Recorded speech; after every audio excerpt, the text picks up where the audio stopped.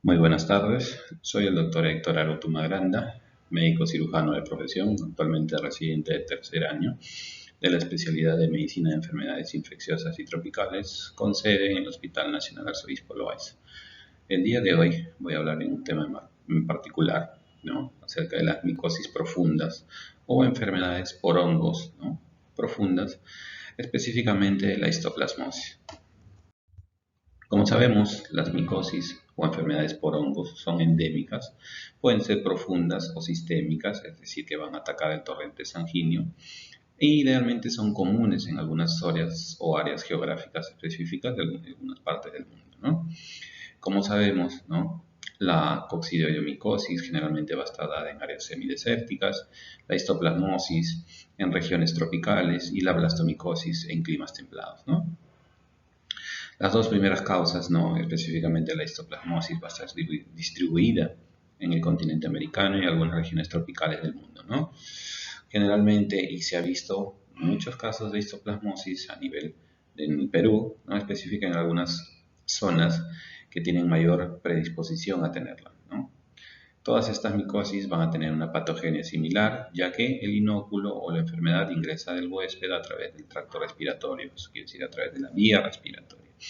La mayoría de los casos se van a observar en viajeros, ¿no?, que regresan de áreas endémicas, trabajadores humanitarios, arqueólogos, espeleólogos o algunos inmigrantes. Como vemos a nivel del Perú, se va a evidenciar, ¿no?, que la histoplasmosis va a tener bastante predisposición, bastante prevalencia como una enfermedad endémica y que va a causar enfermedades infecciosas profundas, ¿no?, como vemos en la imagen. Algunas características en particular hay que tener en consideración que estas micosis sistémicas son infecciones fúngicas cuya puerta de entrada, ¿no?, va a ser generalmente el pulmón, puede ser a través del tracto digestivo o inclusive de senos paranasales. Va a tener la capacidad de diseminarse a través de la sangre y producir una infección generalizada, frecuentemente con una afectación cutánea secundaria.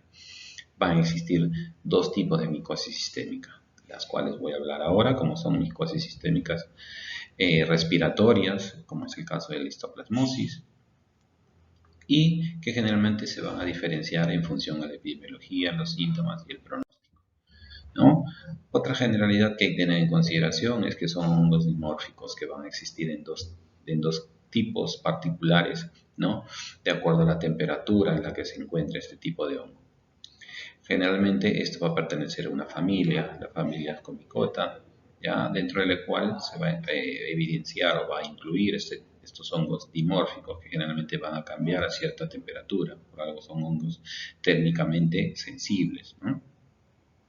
Estos hongos se van a distribuir, ¿no?, por todo el mundo. Una temperatura elevada es la principal señal, ¿no?, que va a iniciar la conversión de este hongo, de una hifa, que generalmente es como una pajita, ¿no?, a una levadura, que es lo que va a causar esta enfermedad. Como vemos, la histoplasmosis, ¿no?, y otras enfermedades fúngicas van a ser catalogadas como micosis sistémicas endémicas. ¿Cómo va a ser la patogenia? ¿Cómo se va a iniciar? ¿Cómo se va a reproducir esta enfermedad? Este patógeno, generalmente dimórfico, modifica su crecimiento y adopta una forma parasitaria cuando se expone a la temperatura del cuerpo.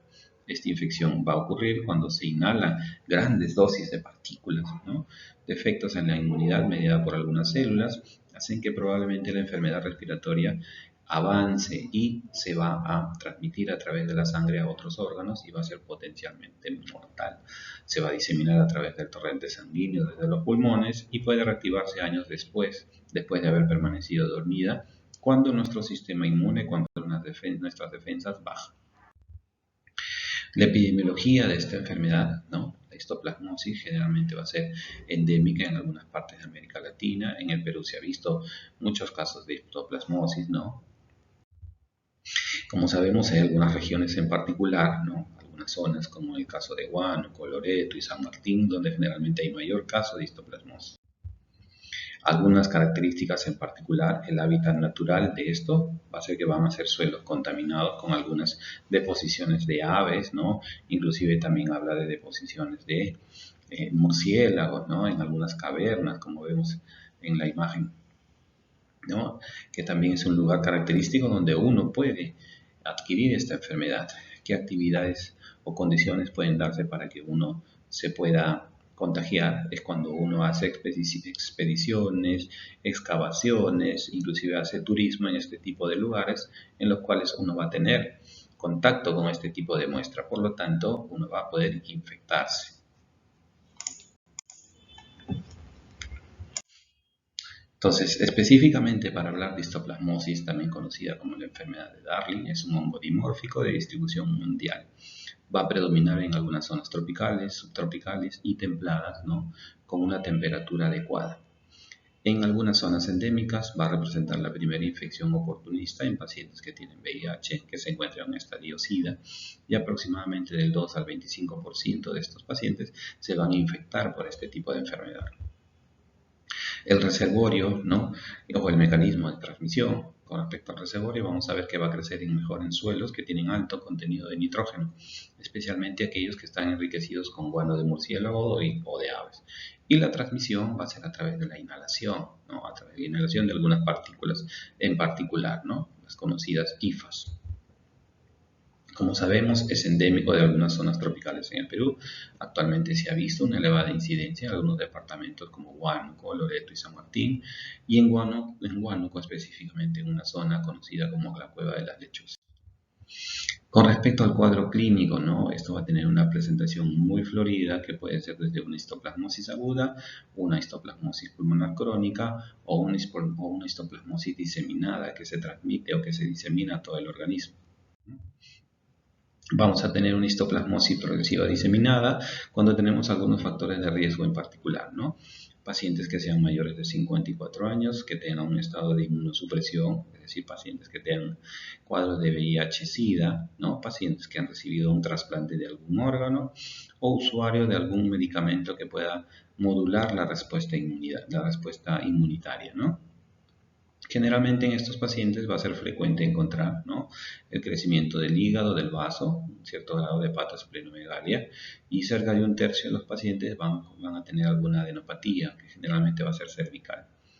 En Sudamérica es más frecuente el compromiso cutáneo con aparición de pápulas y nódulos, ¿no?, como se evidencia en la imagen inferior, ¿no?, se evidencia una pápula, ¿no?, como vemos aquí. Algunas manifestaciones dermatológicas muy variables que se van a encontrar, ¿no?, va a ver que van a ser lesiones de tipo papular, nodular, con un nódulo necrótico o hiperqueratóxico, ¿no?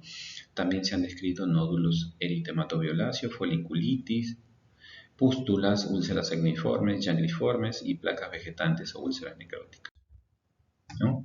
Con respecto a las características de cada micosis, específicamente la histoplasmosis, cuando es una infección diseminada, vamos a encontrar erosiones, úlceras, ¿no?, pápulas, nódulos eritematosos con una descamación y una contra central, como vemos acá en las imágenes.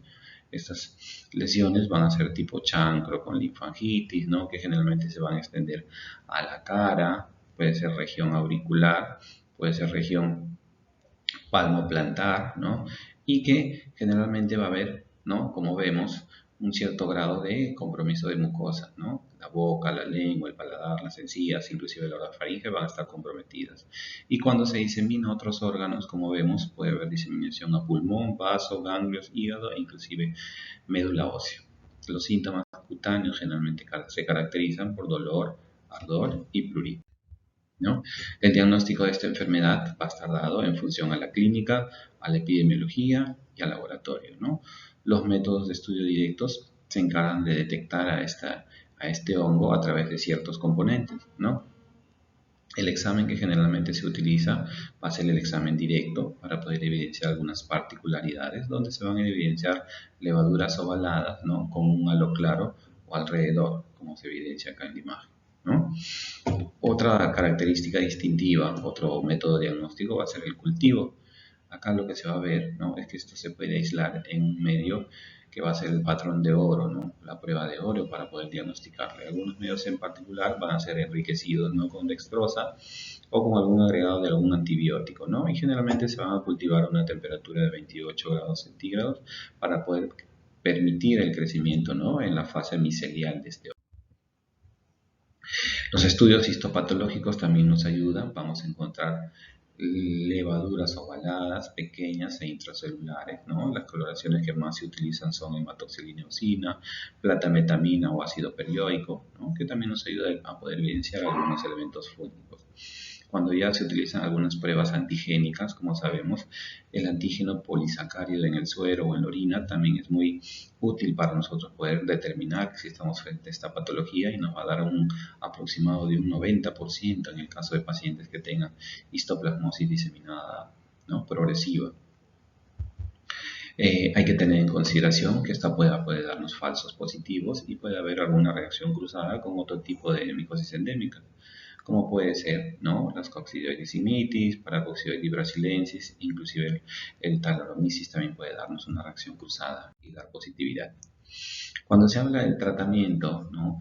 Se enfoca de acuerdo al grado de la enfermedad. Cuando son enfermedades pulmonares agudas o moderadamente severas, se utiliza un tratamiento específico para el hongo, la anfotericina B, que es un fármaco que se utiliza durante 2 semanas para nosotros poder disminuir al máximo la carga de este hongo y luego continuar el tratamiento con otro medicamento como es el itraconazol 2 veces al día durante aproximadamente un año. En el caso de una enfermedad progresiva, moderada o una enfermedad diseminada, ¿no? Severa, igualmente el contexto inicialmente se va a tratar con anfotericina B durante 2 semanas y posteriormente se va a dar itraconazol, ¿no? Durante 12 meses.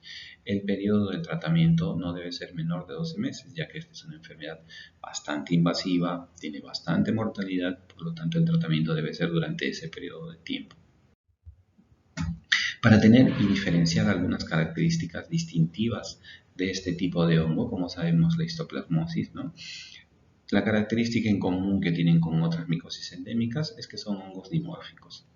La característica clínica es que nos va a dar, ¿no? Cuadros de úlceras nodulares, celulitis, lesiones purpúricas, paniculitis, ¿no?